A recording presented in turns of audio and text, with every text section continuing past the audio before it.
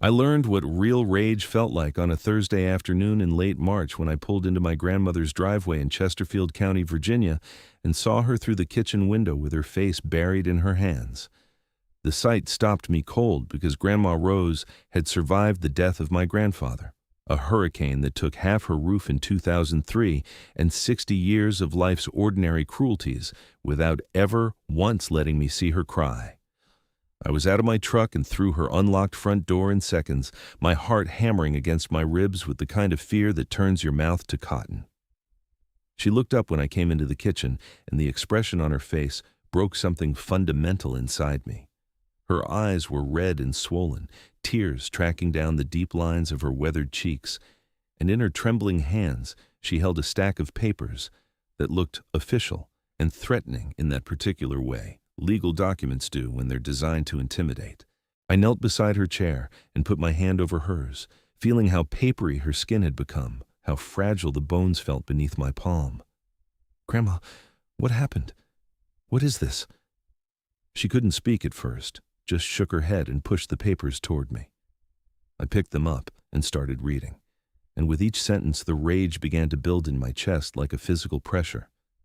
It was a foreclosure notice from the Meadowbrook Estates Homeowners Association. According to the documentation, my grandmother owed the HOA exactly $17,462 in accumulated fines, late fees, and legal costs. The notice stated that because she had failed to pay these amounts within the specified time frame, the HOA was exercising its right under Virginia Code Section 55.11833 to place a lien on her property and initiate foreclosure proceedings. She had 30 days to vacate the premises. I flipped through the attached documents with hands that were starting to shake from anger. The original violations went back 3 years, and they were absurd. A $200 fine for a faded mailbox that didn't meet HOA standards. Another $300 for grass that allegedly exceeded the permitted height of 3.5 inches.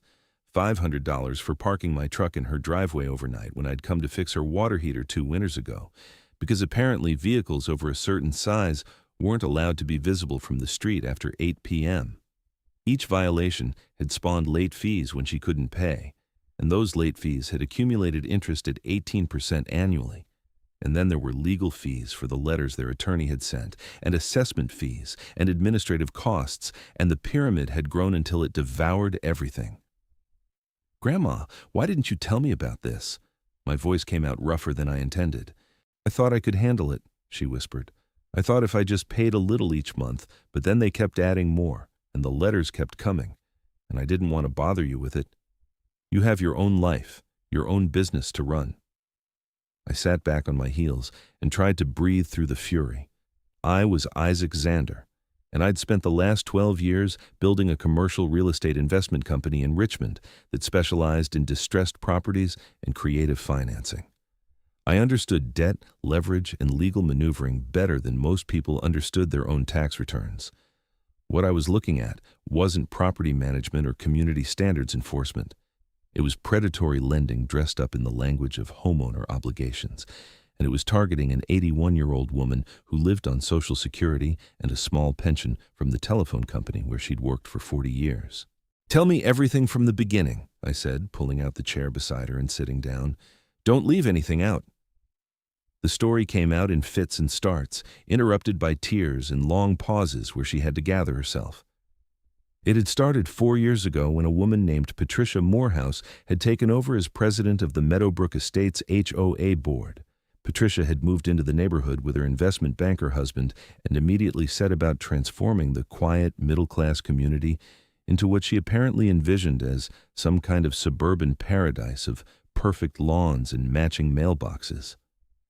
She'd pushed through a massive revision of the community covenants, adding dozens of new rules about everything from the exact shade of beige your house could be painted to the specific species of flowers permitted in front yard gardens.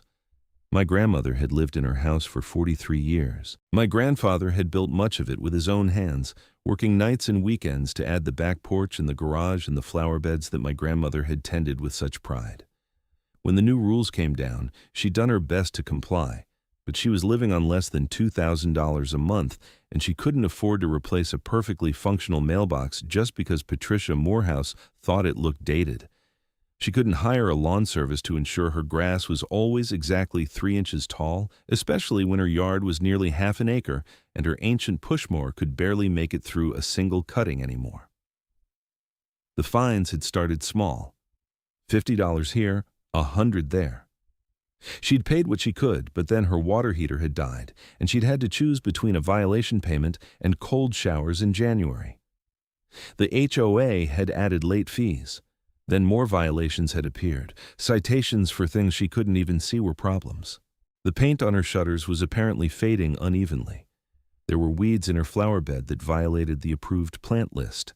Her porch light wasn't the correct color temperature according to the lighting standards Patricia had implemented. She came to my door, Grandma said, her voice barely above a whisper. Patricia, this was about 6 months ago. She stood right there on the porch your grandfather built and told me that I was dragging down property values.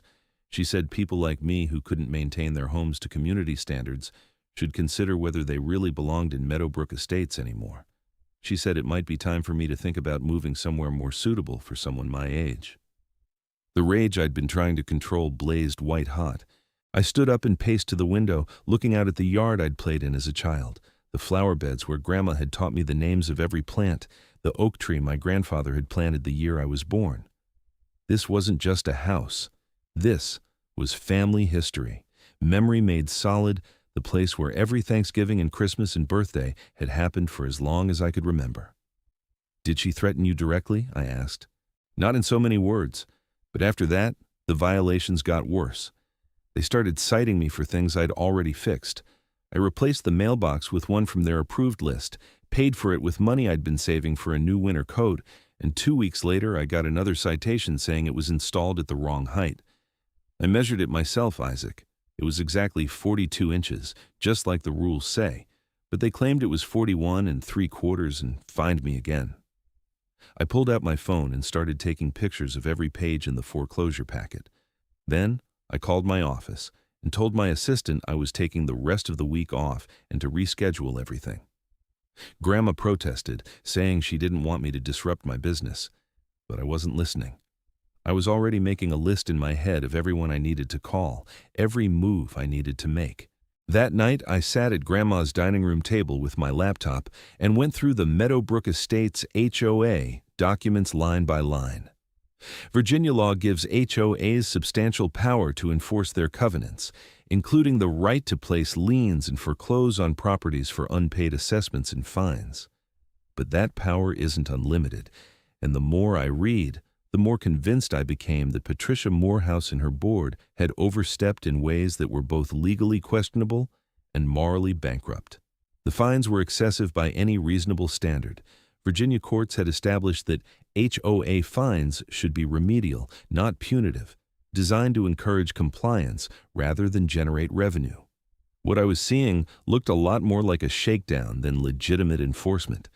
The compounding late fees and interest rates bordered on usurious, and the violations themselves were often vague and subjective, giving the board enormous discretion to target specific homeowners.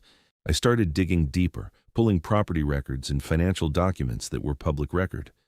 Meadowbrook Estates had about 250 homes, and the HOA had a substantial budget funded by annual assessments of $1,200 per household. They maintained a clubhouse with a pool, tennis courts, and a small gym. They contracted for neighborhood landscaping and security patrols. According to the most recent financial statement I could find, they had operating expenses of around $300,000 per year and reserves of about $75,000.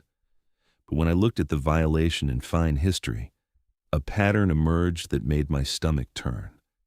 Over the past 3 years, the HOA had collected more than $250,000 in fines and late fees. That wasn't normal. That wasn't about maintaining standards. That was a revenue stream, and when I cross-referenced the addresses that had been fined most heavily, I saw they were predominantly older residents, people on fixed incomes who had lived in the neighborhood since it was first developed in the early 1980s. It was past midnight when I finally closed my laptop and went to check on Grandma. She was asleep in her recliner in the living room. the television playing quietly, and she looked so small and tired that I had to fight back my own tears.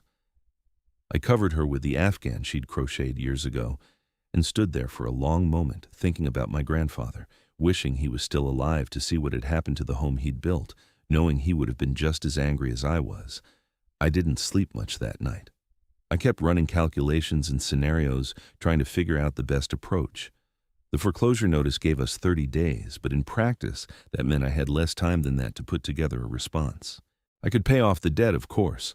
$17,000 was well within my means, though it would be throwing money at an unjust situation. But paying it wouldn't solve the underlying problem. Patricia Morehouse would still be there, still targeting vulnerable homeowners, still using the HOA as her personal fiefdom. Friday morning, I drove back to Richmond and went straight to my office. I had a company to run, 12 employees depending on me, and several active deals that needed attention. But I couldn't focus on any of it.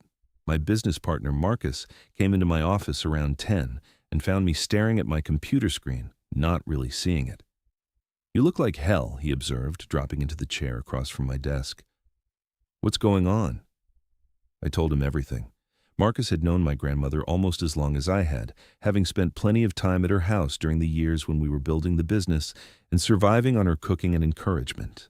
His face darkened as I explained the situation. "That's criminal," he said when I finished. "Can they actually do that? Foreclose over fines?" "Unfortunately, yes.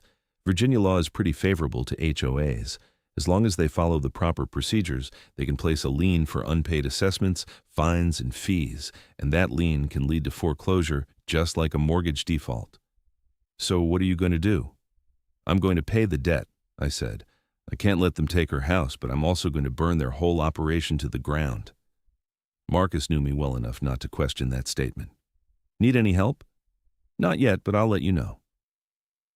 I spent the rest of Friday researching elder law attorneys in the Richmond area. What I needed was someone who understood both real estate law and the specific protections that existed for elderly homeowners, someone who could potentially find grounds to challenge the foreclosure beyond just paying it off. The name that kept coming up was Diana Garrett, a lawyer who had built a reputation taking on exactly these kinds of cases. I called her office and explained the situation to her paralegal, expecting to be told she was booked for weeks. Instead, the paralegal put me on hold for 30 seconds, and then Diana herself picked up the line. "Mr. Zander?" Her voice was warm but professional, with a slight southern accent that spoke of Virginia roots. "Melissa tells me your grandmother is facing foreclosure from her HOA." "That's right. I have all the documentation. The whole thing is predatory and probably illegal, but I don't know the elder law angle well enough to be sure." "Can you come in this afternoon? I have a cancellation at 3. I was there at 2:45, and when Diana's paralegal showed me into her office, I found myself looking at a woman in her mid-30s with dark hair pulled back in a practical ponytail and sharp brown eyes that assessed me in about 2 seconds.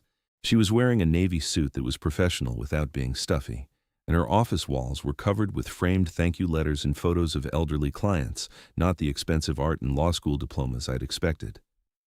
"Sit," she said, gesturing to the chair across from her desk. "Show me what you got." I spread out all the documents I'd brought, the foreclosure notice and the violation history and the HOA covenants.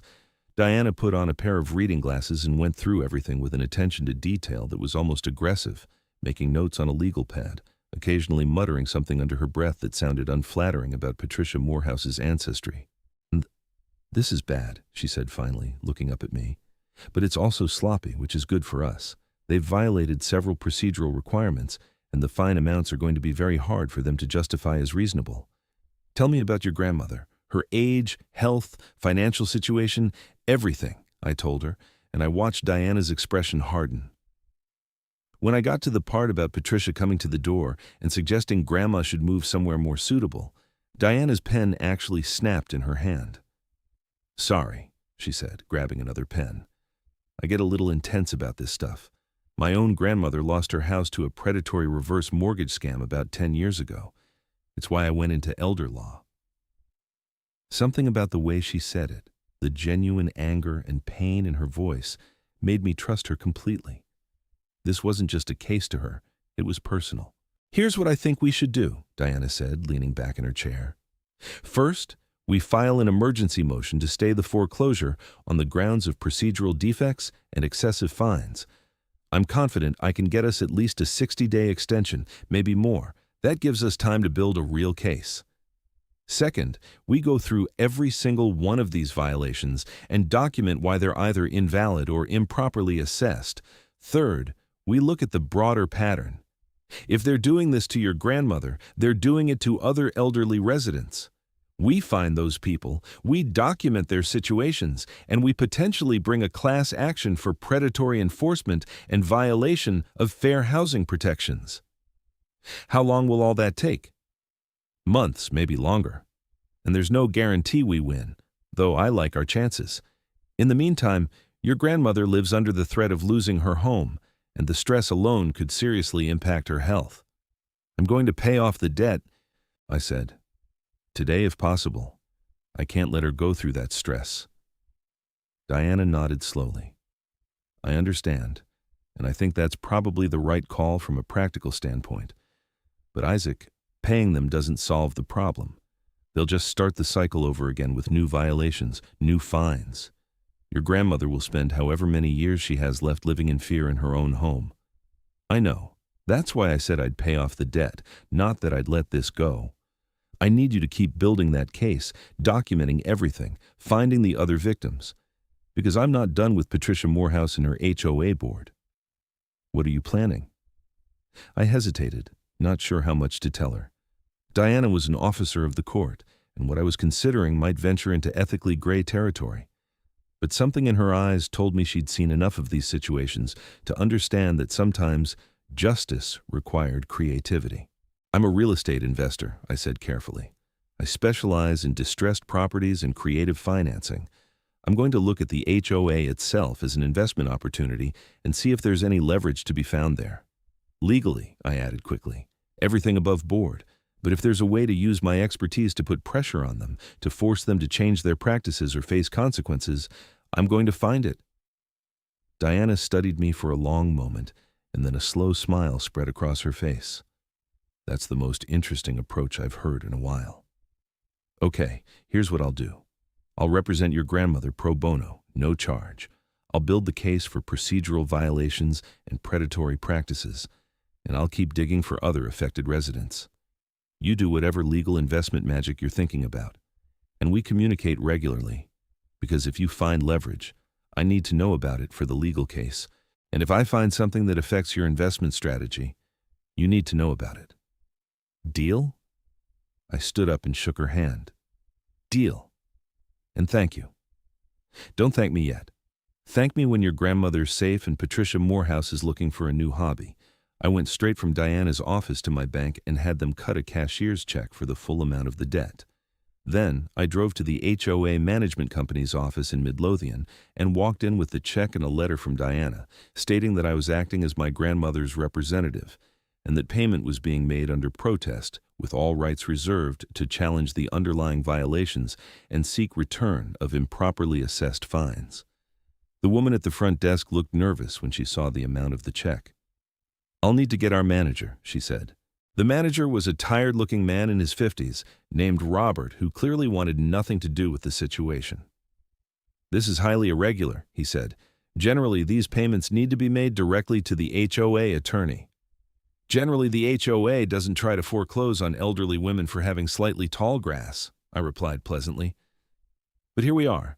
That check satisfies the debt in full. I want a receipt showing zero balance, and I want a letter confirming that the foreclosure action is withdrawn, and I want it today. Robert looked at the check, at Diana's letter, and at my expression. He sighed. I'll call the HOA attorney. Wait here. It took 2 hours and several increasingly heated phone conversations, but eventually I walked out with a receipt marked paid in full, and a letter signed by the HOA's attorney acknowledging that the debt was satisfied and the foreclosure action was withdrawn. It wasn't the victory I wanted, not really. It was just stopping the immediate bleeding. But when I drove back to Grandma's house that evening and showed her the papers, watched the relief wash over her face, saw her actually smile for the first time since I'd arrived the day before, it felt like the most important thing I'd ever done. You shouldn't have spent your money on this, she said, but she was holding the receipt like it was a precious thing. Grandma, I spend money on investment properties and business expenses and things that don't matter. This is the only thing I've spent money on in years that actually means something. And I'm not done. Diana is going to help us fight this properly, and I'm going to make sure Patricia Morehouse regrets the day she decided to target you. Isaac, I don't want you to get in trouble over this. I'm okay now. Maybe I should just keep my head down, follow all their rules, try not to make waves. I sat down beside her and took her hand. Grandma, you didn't do anything wrong. You've lived in this house for 43 years. You've been a good neighbor and a good person, and you don't deserve to live in fear because some power-hungry board president decided to turn the HOA into her personal kingdom. I'm not going to let that continue, and I'm not going to get in trouble because everything I do is going to be completely legal. Trust me, okay? She squeezed my hand. I do trust you. You're so much like your grandfather sometimes. He would have fought this too. That weekend, I barely left my home office. I had every financial document related to Meadowbrook Estates HOA spread across my desk and 2 monitors showing property records and public filings. What I was looking for was any kind of debt or financial obligation that the HOA had taken on, anything that might create leverage. It took until Sunday afternoon to find it, buried in the footnotes of a financial statement from 2 years ago. The Meadowbrook Estates HOA had issued a bond to finance major renovations to their clubhouse and amenities. The bond was for $3 million, secured by the clubhouse property itself as collateral, and it was structured as a special assessment bond backed by the full faith and credit of the HOA, which in practice meant backed by the homeowners themselves through their assessments. I sat back and stared at that footnote for a full minute while my mind raced. A bonded debt meant there were bondholders out there who expected regular interest and principal payments. It meant there was a payment schedule and default provisions.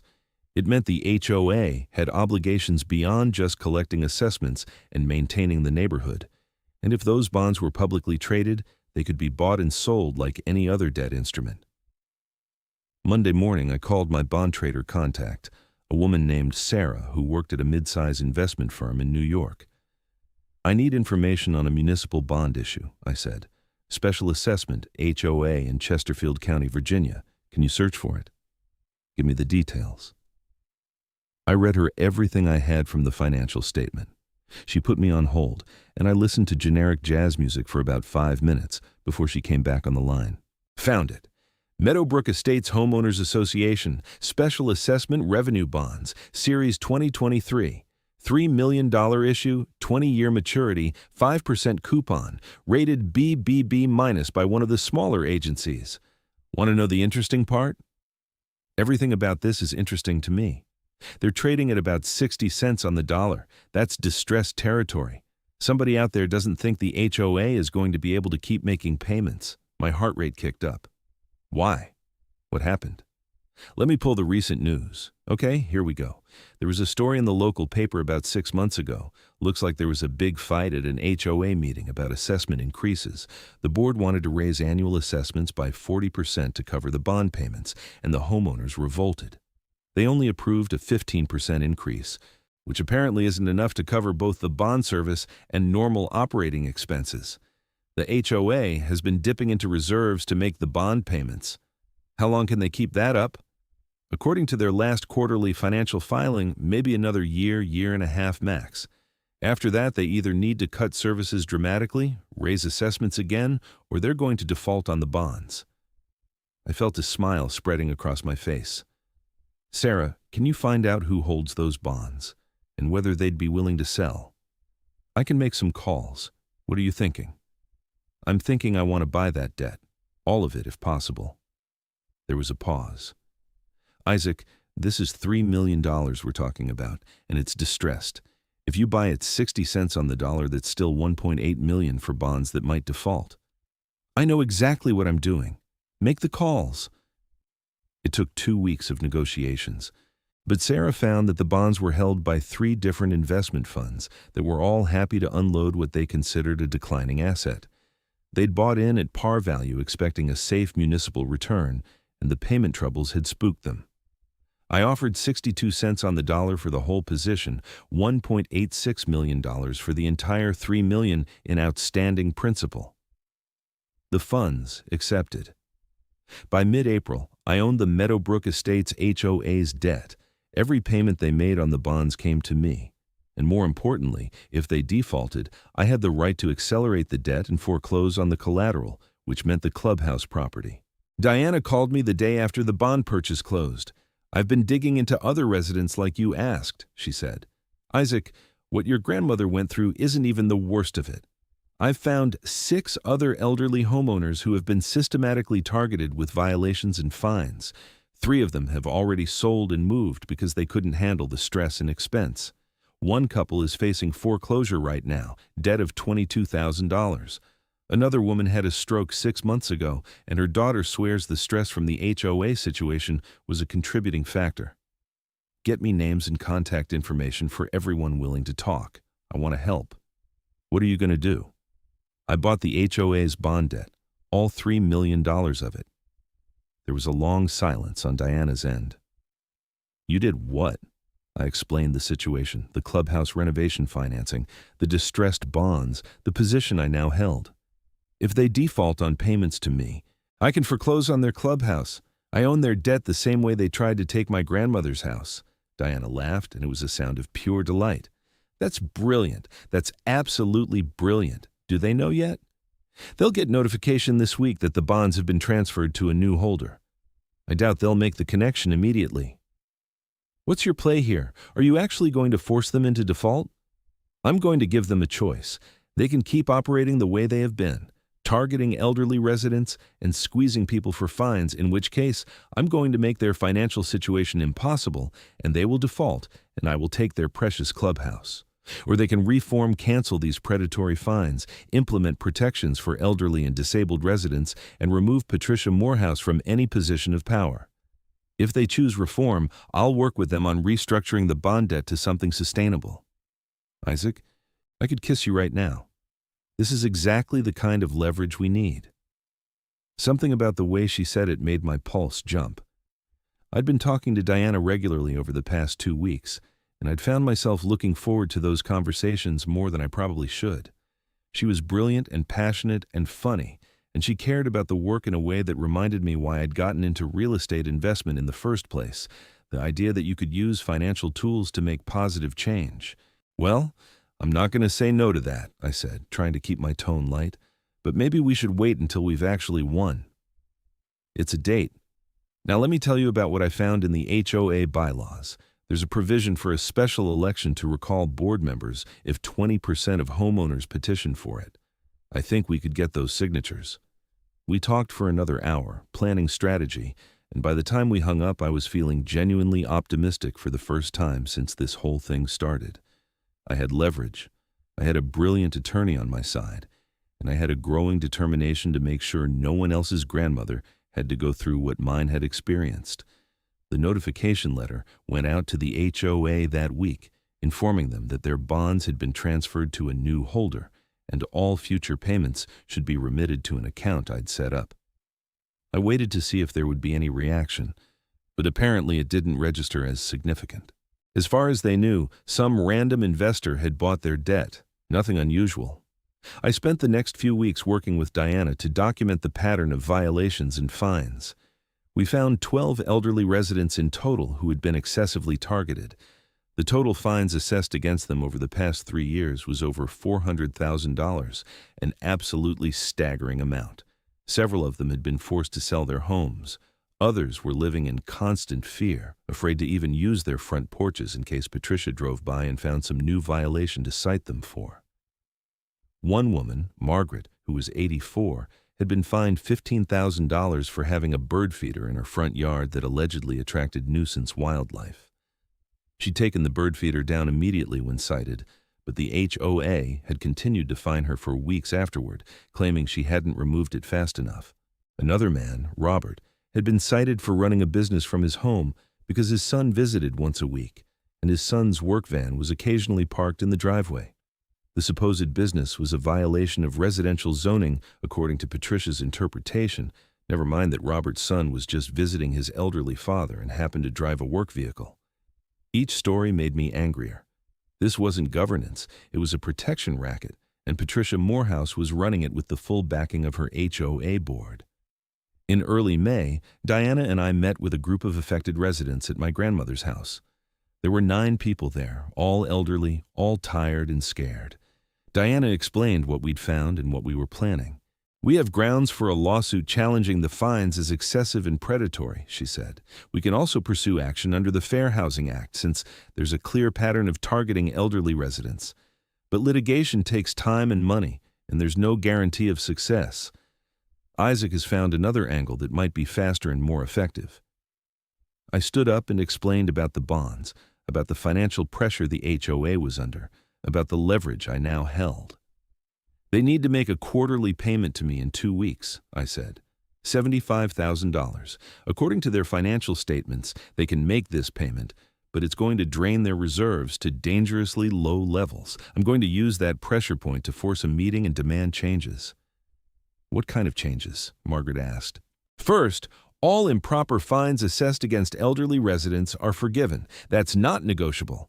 Second, we implement a formal hardship policy for residents on fixed incomes or with documented disabilities. No one should lose their home because they can't afford to paint their shutters or replace their mailbox. Third, Patricia Morehouse steps down as board president, and there's a special election for new board members with better oversight. Fourth, we restructure their debt on terms they can actually afford long-term without squeezing homeowners." "And if they refuse?" Robert asked. "Then I wait for them to default on the bond payments, which will happen within a year based on their current trajectory. When they default, I foreclose on the clubhouse. They lose their amenity that they're so proud of, and I either convert it to something else or sell it, and either way they lose control." The room was quiet for a moment. Then my grandmother spoke up. "Will this really work, Isaac?" "I think so, Grandma. I can't promise anything, but I've got them in a position where fighting is more expensive than compromising. And Diana has enough documentation to make their lives very difficult legally if they try to retaliate. It's not a perfect plan, but it's the best option we have." The group agreed to support the effort. Diana drafted a formal petition for a special meeting, and we got 40 signatures from homeowners, well over the 20% required. The HOA was legally obligated to hold the meeting within 30 days. Patricia Morehouse called me personally 2 days after the petition was delivered. "Mr. Zander, this is Patricia Morehouse, president of the Meadowbrook Estates HOA board. I understand you've been agitating for a special meeting." Her voice was exactly what I'd expected, sharp, clipped, with an undertone of barely restrained outrage that anyone would dare question her authority. "That's correct, Ms. Morehouse. We have significant concerns about the HOA's enforcement practices and financial management that need to be addressed." "I see. And would these concerns have anything to do with the fact that you paid your grandmother's legitimate debts under protest?" "Mr. Zander, your grandmother was treated exactly the same as any other resident who violated our community covenants. We have standards here. You fined an 81-year-old woman $17,000 for having grass that was occasionally too long and a faded mailbox. You suggested she should move somewhere more suitable. That's not standards, Ms. Morehouse. That's elder abuse dressed up as property management. How dare you! I have worked tirelessly to improve this community, to maintain property values, to ensure that Meadowbrook Estates remains a desirable place to live. If your grandmother couldn't maintain her property to our standards, that's not my fault. I've documented 12 elderly residents you've systematically targeted with excessive fines, $400,000 in total. That's not improvement. That's a pattern of predatory enforcement, and it's going to stop." "You have no authority here, Mr. Zander. You're not even a resident of this community." "No, but I do own the HOA's bond debt, all $3 million of it, which means when you make your quarterly payment in 2 weeks, that check comes to me. And if you default, I foreclose on your clubhouse, so I'd say I have quite a bit of authority, actually." The silence on the other end was profound. I could practically hear her recalculating, trying to figure out if I was bluffing. "That's not possible," she said finally. "Check with your management company. The bond transfer was filed weeks ago. I own your debt, Patricia. And I'm going to be at that special meeting with a full accounting of your enforcement practices and your financial mismanagement. If I were you, I'd start thinking about how you want this to end. I hung up before she could respond. My hands were shaking slightly from adrenaline, but I felt good. The fight was finally out in the open. The special meeting was scheduled for the last Tuesday in May at 7 p.m. in the Clubhouse. Diana and I arrived early with boxes of documentation and a PowerPoint presentation I'd put together showing the financial analysis. The Clubhouse was a nice facility, I had to admit, newly renovated with the bond money, with a large meeting room that could hold probably 200 people. By 7:15, it was standing room only. Patricia sat at the front table with the other 4 board members, all of them looking uncomfortable except for Patricia herself, who radiated cold fury. She gavelled the meeting to order and started with a prepared statement about the petition being unnecessary and disruptive. This community has thrived under the current board's leadership, she said. Property values are up 18% over the past 3 years. Our amenities are the envy of other neighborhoods. The few residents who have had difficulty meeting our standards have been treated fairly and given ample opportunity to come into compliance. This meeting tonight is a waste of everyone's time, called by a non-resident with an axe to grind because his grandmother refused to follow the rules. She sat down, looking satisfied. Diana stood up. My name is Diana Garrett, and I'm an elder law attorney representing multiple residents of this community. I'd like to present some information that I think the homeowners deserve to see. Patricia tried to object, but the crowd shouted her down. Diana pulled up the first slide of her presentation on the screen at the front of the room. Over the past 3 years, the Meadowbrook Estates HOA has assessed over $600,000 in fines and fees against residents. Of that amount, 68% was assessed against residents over the age of 65, despite that age group representing only 32% of the community. The average fine assessed against elderly residents was $3,700. The average fine assessed against residents under 65 was $600. She clicked to the next slide showing specific examples, names redacted but details clear. The bird feeder, the work van, the grass heights, the mailbox replacements that were never quite right. The room was completely silent now, everyone listening. This is a pattern of predatory enforcement that violates both the spirit of community governance and potentially the Fair Housing Act's protections against discrimination based on age and disability. Multiple residents have been forced to sell their homes, not because they couldn't afford them, but because they couldn't afford the HOA fines. Patricia stood up. This is outrageous. We have done nothing illegal. Every fine was assessed according to our covenants, which every homeowner agreed to when they purchased their property. Actually, I said, standing up, you've done several things that are at minimum ethically questionable and at maximum legally actionable. But let's talk about the financial situation, since that's my area of expertise. I pulled up my own presentation. The HOA took on $3 million in bond debt to renovate this clubhouse. That debt requires quarterly payments of $75,000. Your annual assessments bring in approximately $300,000 per year, and your operating expenses are around $280,000, which leaves you exactly $20,000 of surplus to make $300,000 in annual bond payments. The math doesn't work. We increased assessments, one of the other board members said. We're managing it. You tried to increase assessments by 40% and the homeowners only approved 15%, which still doesn't cover the gap. You've been draining reserves to make the bond payments, and according to your last quarterly filing, you have about $80,000 left in reserves, which means in 2 quarters, maybe 3, you're going to default. The room erupted in noise, erupted in homeowners calling out questions, Patricia trying to gavel for order. I waited for it to quiet down. Here's what you need to understand, I said. I bought those bonds. I own your debt. And when you default, I can foreclose on this clubhouse, sell it, and recover my investment. You'll lose your amenity, your property values will tank, and every homeowner here will see their investment damaged because the board took on debt it couldn't service and then tried to make up the shortfall by squeezing elderly residents for fine revenue. That's not what we did, Patricia said, but her voice had lost its certainty. Trust. That's exactly what you did. I have 3 years of financial records showing fine revenue increasing dramatically at the same time assessment revenue plateaued. You turned code enforcement into a profit center, and you targeted the most vulnerable residents because you knew they'd have trouble fighting back. Diana stepped forward again. We're prepared to file suit on behalf of affected residents. We're also prepared to file complaints with state regulators and potentially federal authorities regarding Fair Housing Act violations. But there's another option. Which is? One of the homeowners called out. The board agrees to implement reforms, Diana said. All improper fines assessed against elderly residents over the past 3 years are forgiven.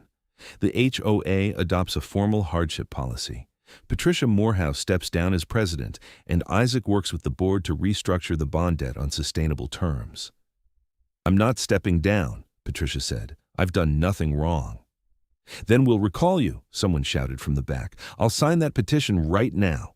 The meeting devolved into chaos, with homeowners arguing, the board members huddling together in panicked conversation, and Patricia trying desperately to maintain control. Finally, one of the other board members, a woman named Susan, stood up. I think we need to recess and discuss this as a board, she said. This is a lot of information to process, and clearly there are concerns we need to address. The board retreated to a side room.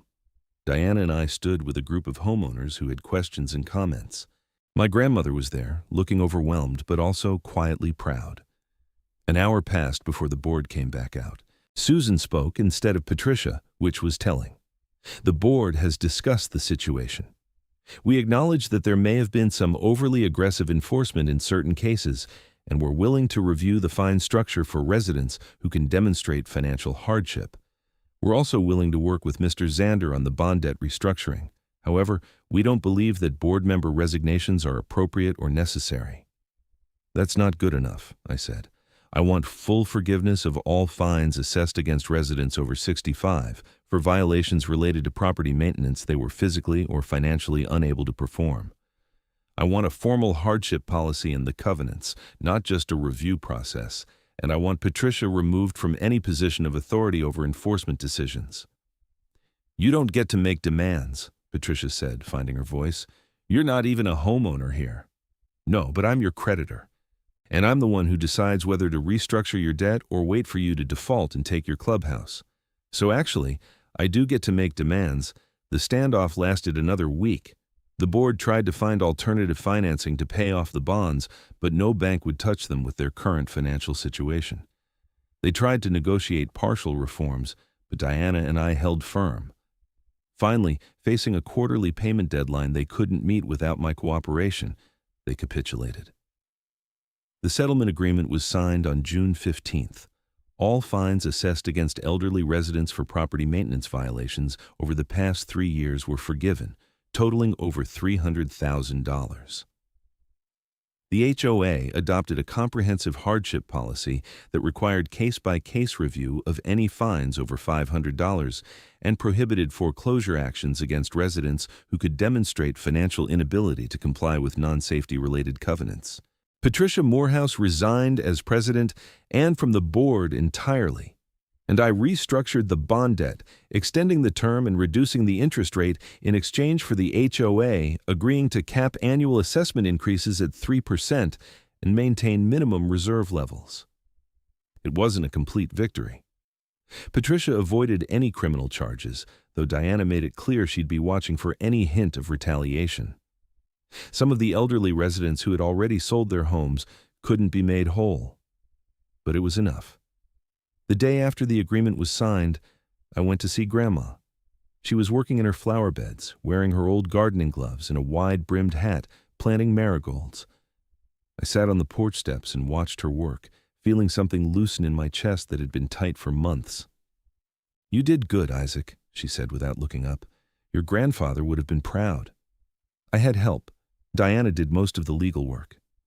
Diana seems like a very nice woman, smart too. She is.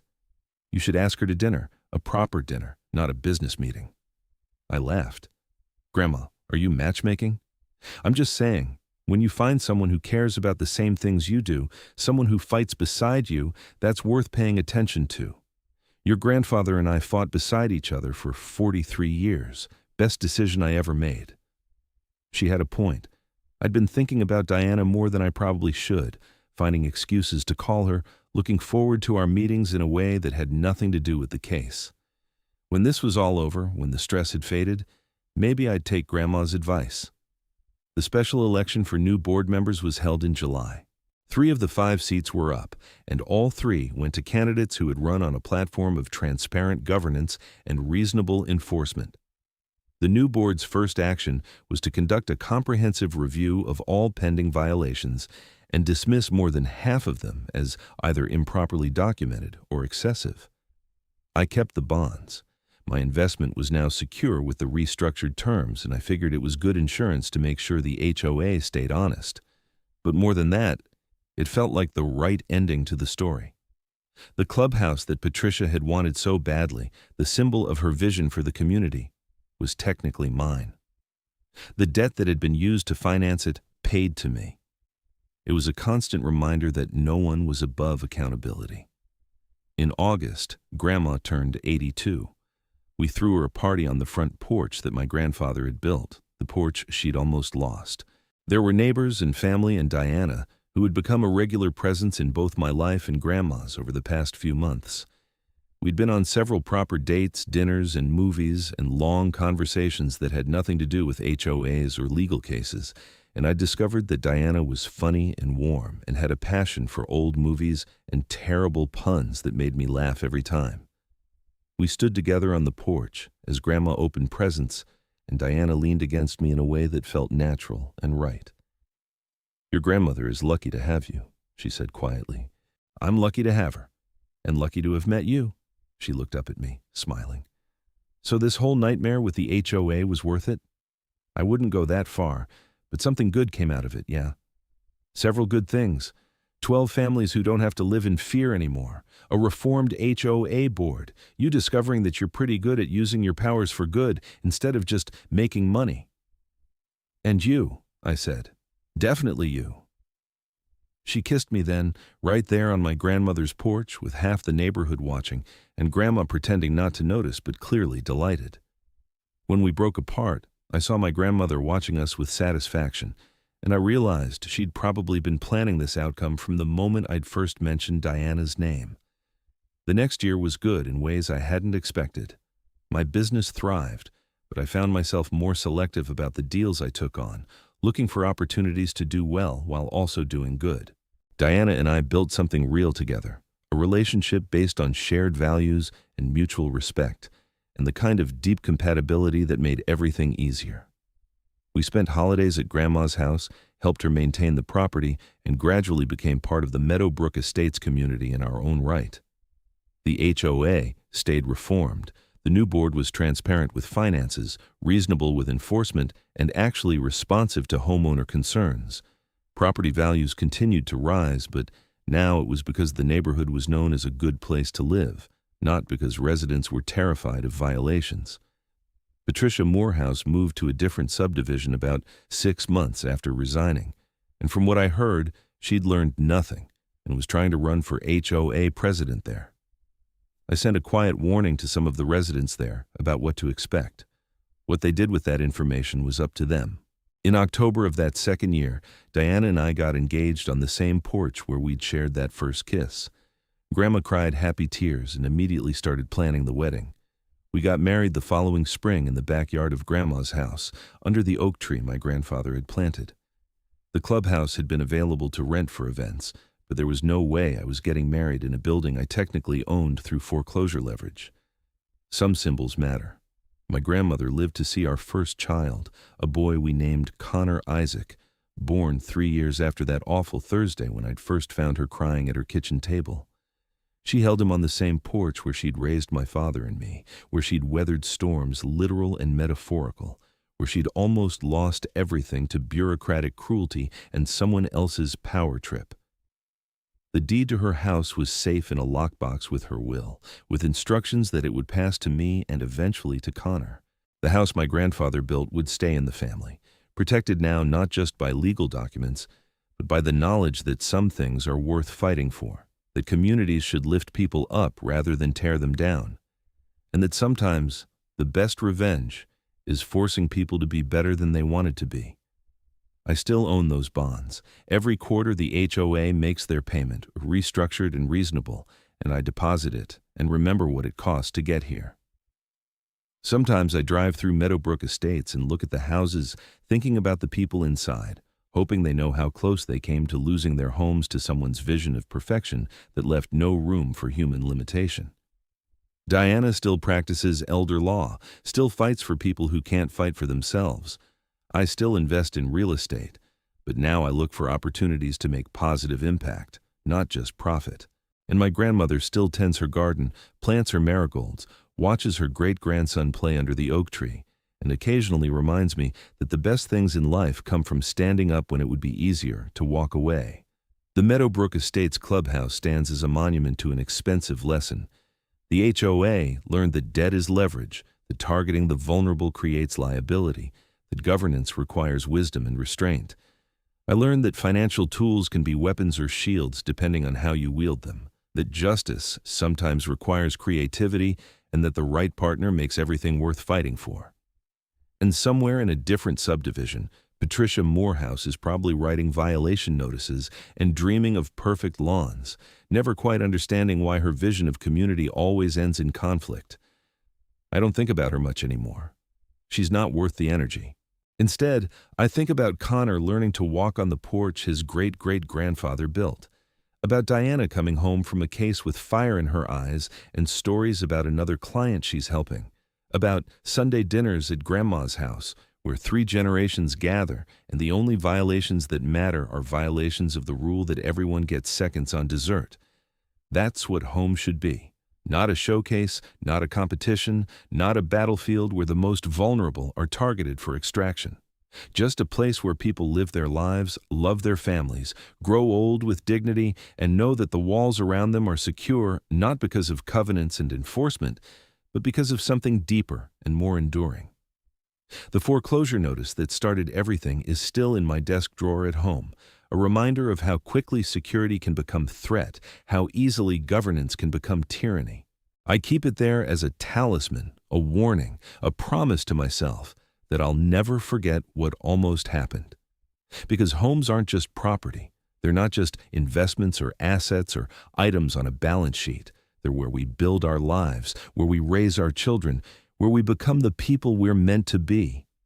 And anyone who forgets that, anyone who treats homes as leverage points for power or profit or perfect lawns, needs to be reminded that there are some things worth fighting for and some debts that come due in ways you never expected.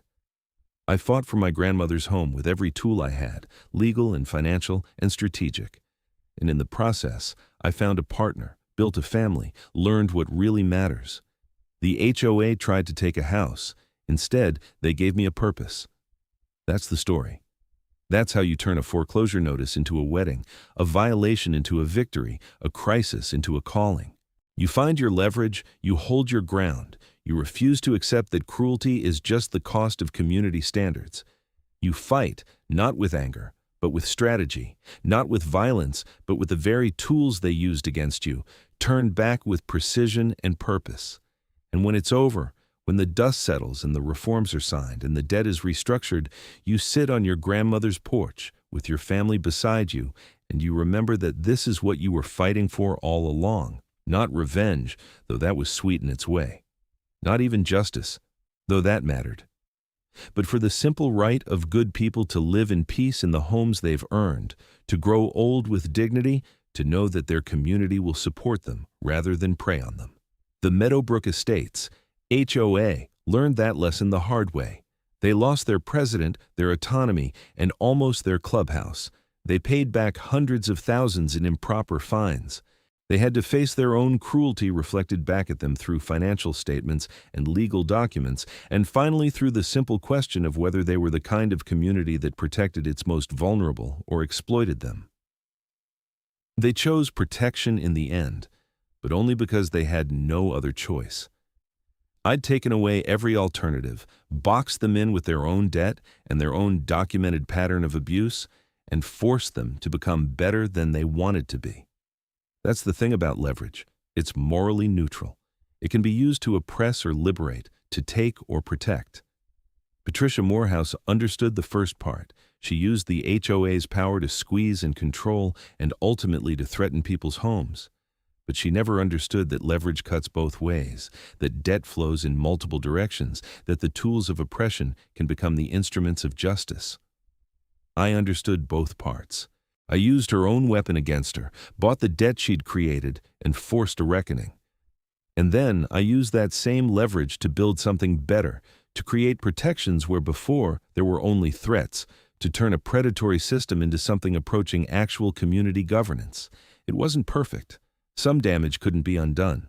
The residents who'd already sold and moved were gone. The stress and fear that had been inflicted couldn't be erased. Margaret still flinched when she checked her mail, worried there'd be another violation notice even though the board had changed. Robert's trust in his neighbors had been damaged in ways that might never fully heal. But we'd stopped it. We'd ended the cycle. We'd made it clear that targeting the elderly and vulnerable would have consequences, that communities had obligations to their members, that power without accountability would eventually meet resistance. And sometimes that's the best you can do. Not erase the harm, but stop it from continuing. Not achieve perfect justice, but create enough pressure to force reform.